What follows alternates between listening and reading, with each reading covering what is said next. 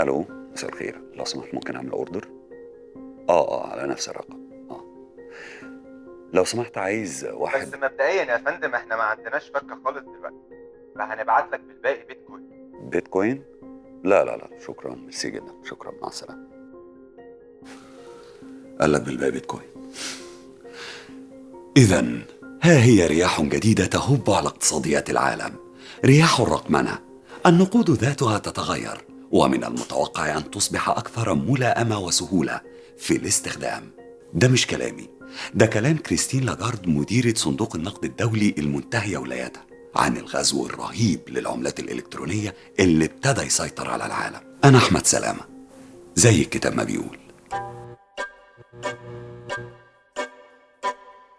في 2012-2013 البنك المركزي الأوروبي ووزارة الخزانة الأمريكية عرفوا العملات الرقمية إنها نوع من أنواع الأموال غير المنظمة، واللي بتصدر من خلال المطورين لاستخدامها كقيمة ثابتة، وده بين أعضاء مجتمع افتراضي معين. ده التعريف العلمي. طب تيجي بقى نشوف التعريف البلدي. التعريف البلدي بيقول إن العملات الرقمية دي شكل من أشكال الفلوس في محفظتك، لكن مش في محفظتك اللي في جيبك اللي ورا، لا، في محفظتك اللي على الإنترنت. بتشتري رصيدك ده منها بفلوس عادية، أو مقابل خدمات بتعملها أو مهمات بتنفذها، أو حتى بتاخدها هدايا، أو عن طريق عمليات التعدين المعقدة. والعملة دي بيبقى ليها قيمة ثابتة ومتفق عليها، وزيها زي الفلوس العادية ممكن قيمتها تزيد أو تقل حسب العرض والطلب وآليات السوق. العملات الرقمية دي بمختلف أشكالها محمية بشكل يصعب أو يستحيل اختراقه أو سرقته. الأصل في نجاح أي عملات رقمية أو فلوس غير مادية هي ضمان وجودها وحمايتها وتداولها في العالم كله، بعيدا عن أي تحكم حكومي أو مركزي. عشان كده ظهرت حاجة اسمها الكريبتو كارنسي أو العملات المشفرة، وده شكل من أشكال العملات الرقمية، ولكن اتصممت بشكل يخليها آمنة تماما ومن المستحيل اختراقها. خصوصيتها الشديدة بتمنع أن يتعرف هوية المرسل أو المتلقي، وحتى مفيش دولة في العالم تقدر تنتجها. يعني كأنك معاك دفتر حسابات إلكتروني محدش يقدر لا يخترقه ولا يشوفه ولا يتلاعب فيه. وده مش كلامي، ده كلام الكاتب دون تابسكوت في كتاب اسمه بلوك تشين ريفولوشن، أو ثورة سلسلة الكتب. من حوالي 10 سنين ظهرت حاجة اسمها البيتكوين. بيتكوين؟ ايه البيتكوين؟ هقول لك يا صديقي. البيتكوين ظهرت لأول مرة في 2009 على إيد المخترع المجهول الهوية ساتوشي ناكاموتو، واللي محدش عارف هو واحد ولا واحدة ولا مجموعة حتى ولا إيه. تعال نفرض إن هو واحد. طب في غير البيتكوين عملات مشفرة؟ طبعا في عملات مشفرة كتير، زي الإثريون واللاتكوين والريبل وعملات تانية كتير أقل شهرة شوية. طب هتيجي تقول لي وبعد ما عم ناكاموتو المجهول ده اخترع العملة، حد وافق بالموضوع؟ يعني حد بدأ يتعامل بيها؟ هقول لك. أول عملية شراء من خلال البيتكوين كانت في مايو 2010. وقتها جه مبرمج اسمه لازلو هانكسس اشترى قطعتين بيتزا ب10,000 بيتكوين، العملة دي. تفتكر بقى المبرمج ده حصل ايه معاه في 2017 لما وصل سعر البيتكوين الواحد لأعلى سعر ليه وهو 19,400 دولار؟ يعني تخيل معايا كده، الراجل راح جاب 2 سلايس بيتزا، يعني حتى مش بيتزتين كبار، لا 2، ب190 مليون دولار تقريبا. هو عارف لو راح لفطاطري هنا ممكن يعمل له كام بيتزا بال190 مليون دولار دول؟ كام بيتزا ايه؟ كان ممكن يشتري له كام محل فطاطري؟ يا نهار زعل ويا نهار حزن ويا نهار قهرة قلب العم لازلو ويا نهار سعادة ويا نهار انبساط وفرحة وانشجاح لمحل البيتزا ده. هتيجي دلوقتي تسألني سؤال، هو معاملات البيتكوين دي بتتم ازاي؟ هقول لك. المعاملات بين الناس أو التحويلات المالية العادية في العالم بين شخصين بتتم بمركزية عن طريق طرف ثالث، اللي هو البنك في حالة التحويلات المالية، والشهر العقاري مثلا في حالة عمليات البيع والشراء. لكن العمليات دي فيها مشكلة، وهي إنها بتاخد وقت ورسوم. لكن معاملات البيتكوين بتتم عن طريق حاجة اسمها البلوك تشين أو سلسلة الكتل، اللي هي بالبلدي كده سجل أو دفتر واحد بيضم وبيراقب في نفس الوقت كل الفلوس والحسابات والممتلكات والبيانات والمعلومات من على كل الأجهزة في العالم. كل المعاملات القديمة متسجلة على كل الأجهزة المرتبطة بالسجل ده، وكل المعاملات الجديدة بتتسجل على كل الأجهزة المرتبطة بالسجل ده. طيب، يعني من الآخر كده مفيش مجال لا للنصب ولا للاحتيال. العملية ما بتاخدش أي وقت كمان، والعملية ما بتكلفش أي رسوم، فما فيش أي مركزية فيها.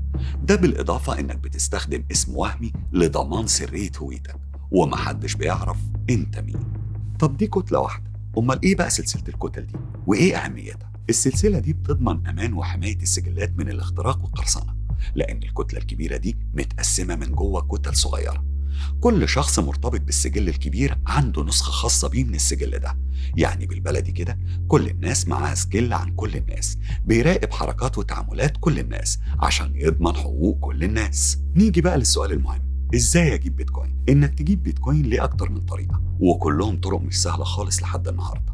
ممكن تجيبه من خلال انك تشتريه من شركة من الشركات اللي بتوفره، او مباشرة من الاشخاص اللي بتبيعه. وعلى فكرة ده طبعا لو قدرت توصل لهم. دي الطريقة الأسهل شوية.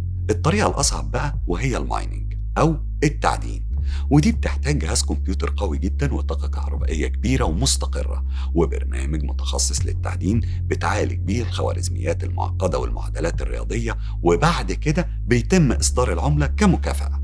طبعا الموضوع كده كان سهل في الأول، لكن دلوقتي ومع كثرة الباحثين عن البيتكوين الموضوع بقى مختلف تماما. طبعا ظهور وانتشار البيتكوين خلى العالم مستني يشوف الموضوع هيوصل لإيه وهيتطور لإيه، وهل هيتم استخدامه ولا لا، ولو هيتم استخدامه إزاي. في 2017 ومع جنون البيتكوين، بنك انجلترا شاف إن البيتكوين ثورة في القطاع المالي. أما الاحتياطي الفيدرالي الأمريكي قال إن الموضوع لسه في أوله وصعب جدا الحكم عليه، في حين إن البنك المركزي الأوروبي قال إن العملات الرقمية ما بتشكلش أي تهديد لاحتكار البنوك المركزية للمال، لأن سوقها لسه غير ناضج شوية. لكن رغم الكلام ده، استخدام العالم للبيتكوين في تصاعد. يعني مثلا 13% من سكان العالم استخدموا العملات المشفرة دي في عمليات شراء في سنة 2018. وده مش كلامي، ده كلام شركة كاسبرسكي لاب، وهي شركة روسية كبيرة متخصصة في أمن الكمبيوترات. ووصل حجم التعاملات في نفس السنة ل 700 مليار دولار، وده كلام مؤسس وعضو مجلس إدارة مؤسسة التمويل الرقمي العالمي لورنس وينترميس. وعلشان كده 70% من البنوك المركزية في العالم بتراجع العملات والأصول الرقمية لبحث إمكانية إصدارها. وده مش كلامي، ده كلام صندوق النقد الدولي. الموضوع خلى عين مارك زوكربيرج مؤسس فيسبوك تلمع، وقال ثانية واحدة كده. قالوا له إيه في إيه يا عم مارك مالك؟ قال لهم إيه ده؟ عملات رقمية وتعاملات بمئات المليارات، وانا اللي عندي 2 مليار و700 مليون مستخدم، واكلين شاربين واقفين قاعدين صاحيين نايمين على الفيسبوك والانستجرام والواتساب، واقف اتفرج كده عادي. طب والله لا اعمل عمله رقميه. طب هتسميها ايه يا عم مارك؟ هسميها ليبرا. طب اللي جاب لك يخليلك. حاضر. مارك قال ان العمله الجديده اللي هي الليبرا دي هتسهل على الكل ارسال الفلوس واستلامها، زي ما بتستخدم الابليكيشنز لمشاركه الرسائل والصور بدون اي رسوم تحويل. يعني هتبعت لي الفلوس زي ما بتبعت لي الايموجيز. الليبرا هتستخدم تكنولوجي البلوك تشين او سلسله الكتل، وهي نفس التكنولوجيا المستخدمه في البيتكوين واللي شرحناها بالتفصيل من شويه لو تفتكر. لكن العالم ما هضمش فكره فيسبوك، وحس ان مارك بيخطط انه يدور العالم لحسابه، ولذلك فلا بد من ايقاف خطط فيسبوك لتطوير عملتها الليبرا لاتاحه وقت كافي للتحقق من خطوره العمله على النظام المالي العالمي. وده مش كلامي، ده كلام الكونجرس الامريكي.